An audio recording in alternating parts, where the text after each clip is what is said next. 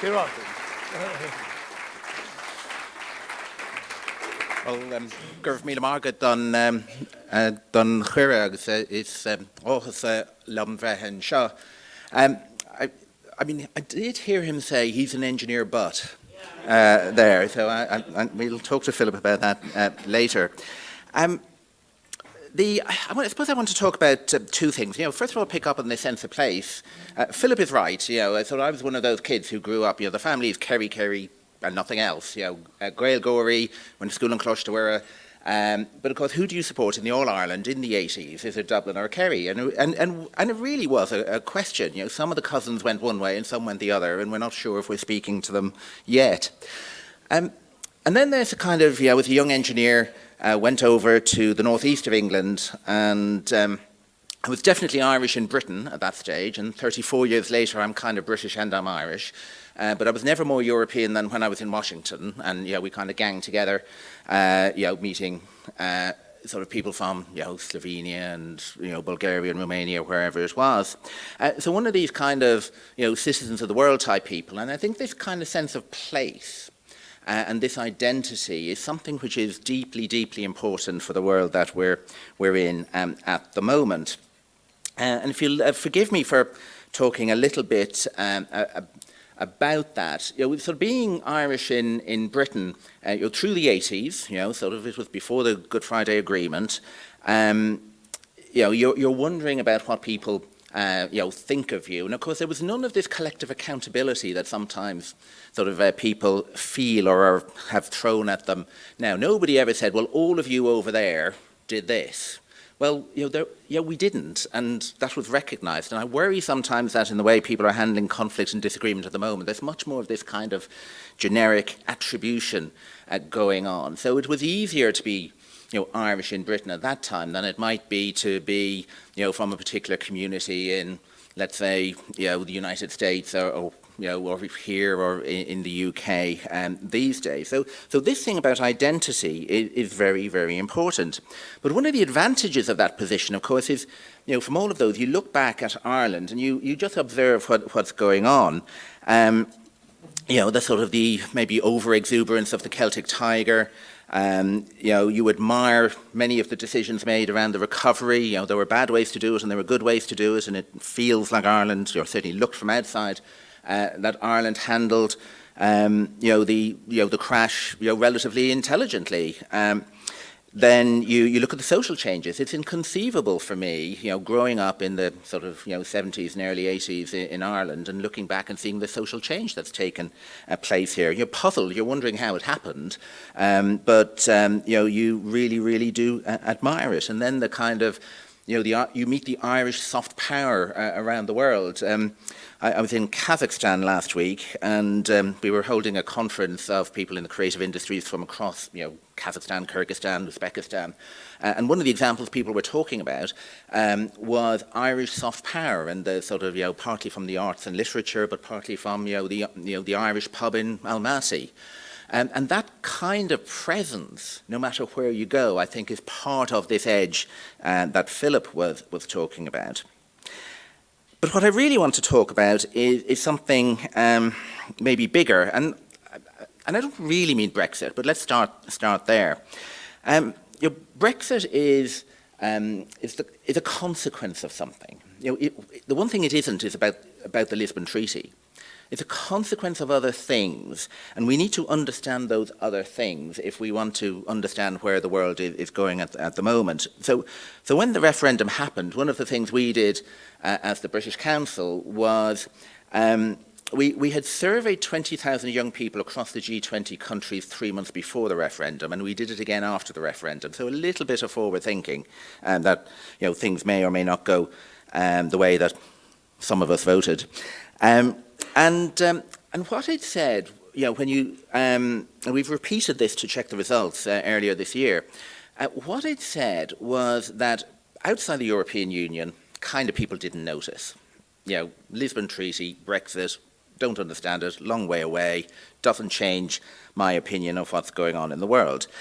Different inside the European Union, what it said was that young people, and it was 18 to 34-year-olds that we were speaking to, were saying, we're not so sure that the people of the United Kingdom are as friendly as we thought they were. We're not sure the government is as whatever we thought it was.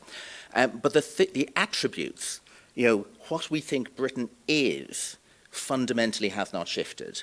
It's education, it's culture, it's sport, it's the rule of law, it's a police force that will help you not beat you up.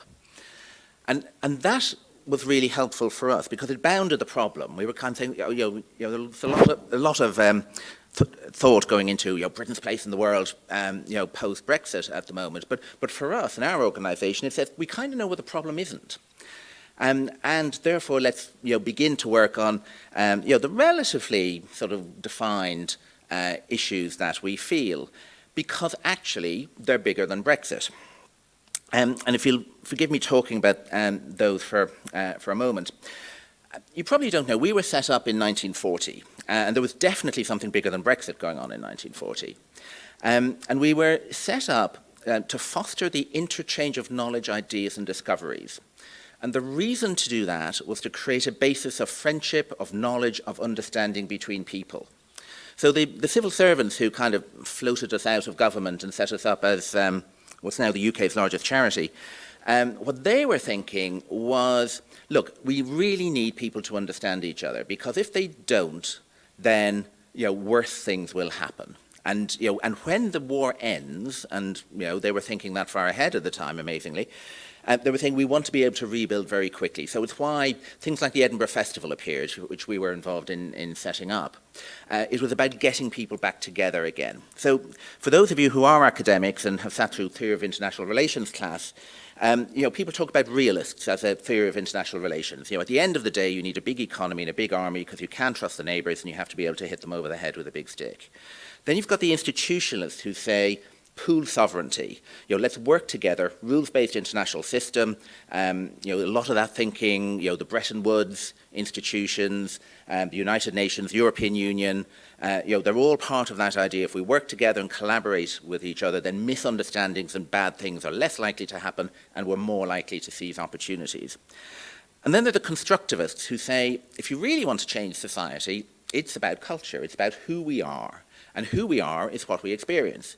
So if we give people experiences, then they will evolve and they will decide who they want to be. And they will understand us better. So student mobility, international students. If you'll forgive me a couple of stories, I was in Afghanistan and talking to the president who said, and I did my usual thing, we set up here in 1964 and, we're very committed. And he said, you don't need to explain, you taught me my English in 1965. So it's those connections which means that, you get the meeting, people understand where you're coming from. And that's this idea of cultural relations and engagement with the world, so that good things are more likely to happen than they otherwise would. So if you read the, Joseph Nye was the Harvard academic who invented the phrase soft power, which is not one I like, but he talks about it as a power of attraction. If people like the society, then they will listen to the points of view of that society. There's a Welsh academic called Gary Rawnsley who talks about it's the power of example. If people look at the judicial system in England and Wales and they like it, then that has an impact as well. But for us as the British Council, we say it's the power of experience. You have to meet, you have to work together, you have to travel, you have to live somewhere. And if you do that, and you do it at sufficient scale over sufficient length of time, then you can have a real conversation, not individual to individual, but institution to institution and society to society. And that is one of the things which is fundamental to promoting peace in the world, which ultimately our ultimate metric is trust, but really is also about economic prosperity in difficult times. Which brings me, I think, to for me the real question, which is where are we now? And I told Philip that don't expect an uplifting talk, because I'm actually going to talk about the end of civilization as we know it. And if you, Martin Roth, some of you might know, he was the director of the Victoria and Albert Museum in London, German, one of our trustees.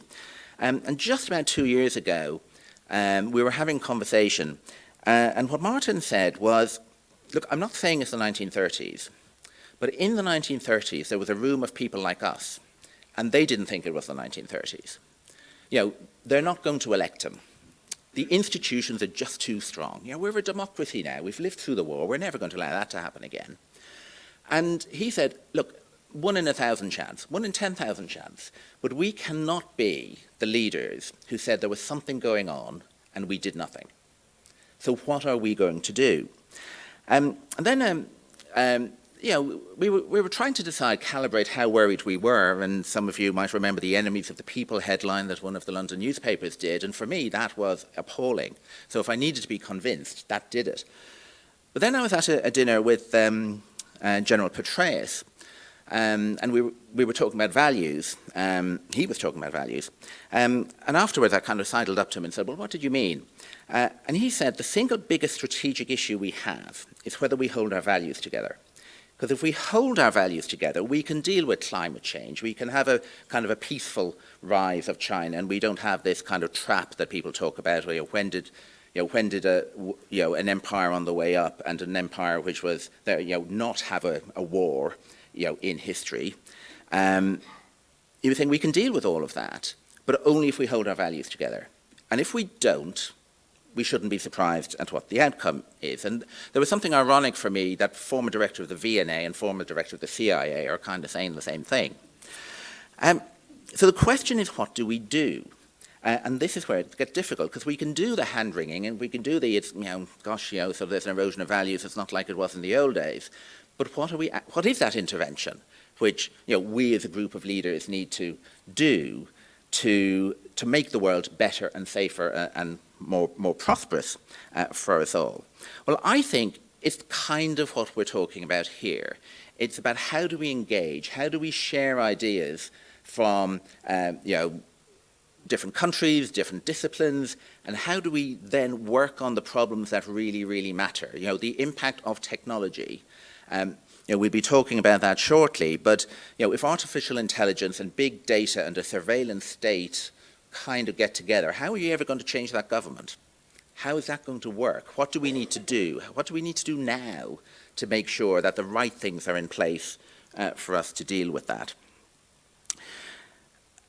The second thing I think is we need to recognize that not everybody would say what I say, being very comfortable about being Kerry, Dublin, British, European citizen of the world. David Goodhart wrote a book where he kind of defined two types of person. Somebody who's comfortable anywhere. We have a lot of them in the British Council. We can pick them up, we can move them continents, we can drop them down in the middle of a coup, and they'll do really, really well. And then 4 years later, we pick them up again and put them into a different environment. They're very resilient. They love this stuff. Other people, they love Yorkshire. They're rooted in Yorkshire. Perfectly legitimate. Most of us are a bit of each of those. But his point was that what was behind Brexit was a division that we weren't addressing. We were not listening to our own people, and the people who are not internationalists, not globalists, don't engage in politics, but for whom life wasn't working. Parents of a friend of mine voted Brexit, and when asked them, well, why? They sort of said, well, don't like this globalization thing. Yeah, but your kids, they've got amazing jobs and whatever. Yep, but they're all in London. They're not here. It's not working for here. So this sense of place is actually more important than we probably have been talking about. The British economy is doing marvelously. Well, it's not even, is it? The town I used to live in, we used to have 5 flights a day to Heathrow. Now we have none. So, this thing about distribution and equity, I think, is something we need to worry about. And then I think there some of the attributes of doing this well. We talk a lot, we use the word mutuality a lot. This is not saying, I've got a great set of values and I think you need to listen to them because you'll be really impressed. It's about saying, let's have a conversation. What is it that people in this society think is important for the future? It's not saying, Shakespeare's better than Tolstoy, or, it's about having a conversation about the brilliance of Shakespeare and Tolstoy and exploring that. So one of the things we're working on at the moment is, making sure that the connections between the UK and Russia continue at a kind of a people-to-people level, despite the political tension at the top. Because the alternative is that it doesn't. And then it becomes all the harder when political space does open up to capitalise on that and say, actually, now we can get back to normal. And I think Ireland has a role in this. I think the role that in the terrible phrase "punching above its weight," the reputation that Ireland has in development is huge.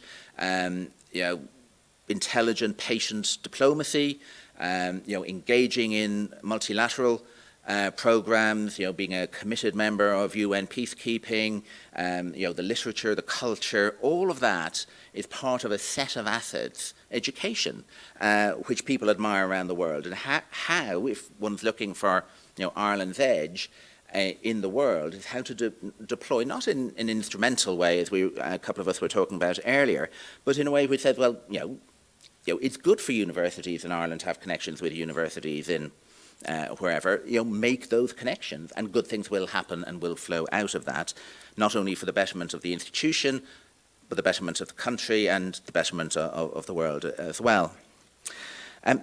So having painted a kind of bleak picture, I want to finish by, with reasons to be cheerful, I suppose.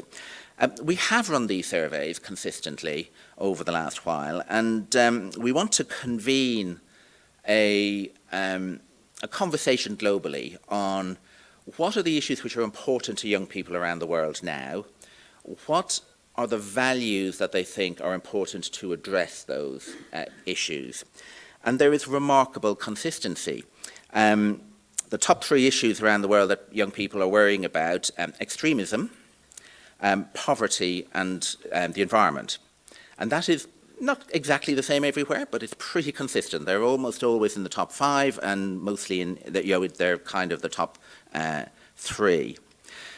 We've done some specific work here in Ireland, North and South, which will be published very shortly, asking young people, what do you think the issues are? Mental health comes up, housing comes up. Are you optimistic? 86% of young people that we were talking to said, yeah, actually I'm optimistic.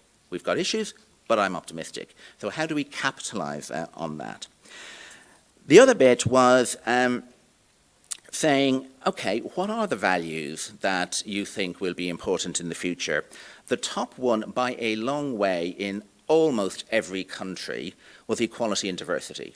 This idea of fairness was the number one by a long way. Typically 1/3 of young people, out of a sample of 60,000 at this stage, said that's our top one. Cooperation and tolerance was number 2, peace was number 3, respect for individuals number 4, freedom of speech was number 5. So reason to be cheerful. The next generation are not closing in. They're not being insular. They want to be part of this world where they believe in progress and they believe in values. So I think it's up to us as whether it's Britain and Ireland or Germany, we had this conversation with for a couple of days last week, Japan recently as well, just thinking through what we might do collectively, and the messages are always the same. It's let's engage, let's have our young people and our institutions meet the young people and the institutions from other countries, and they will do the rest. They don't have to be instrumentalized. We don't have to have a propaganda machine like some nations may have. We just need to give our young people the opportunity. So that's the reason to be cheerful. I do think it's important. I think do nothing is a very dangerous tactic. We see too much of it. We have some of our staff who are emigrating from their home countries because they don't like the social change that's happening in those countries. You can look at several countries within the EU and they're not paragons of tolerance at the moment as well. So we have to fight for this. I'm optimistic that we will win that fight, but what I'm not optimistic is that we'll win if we don't fight. Thank you.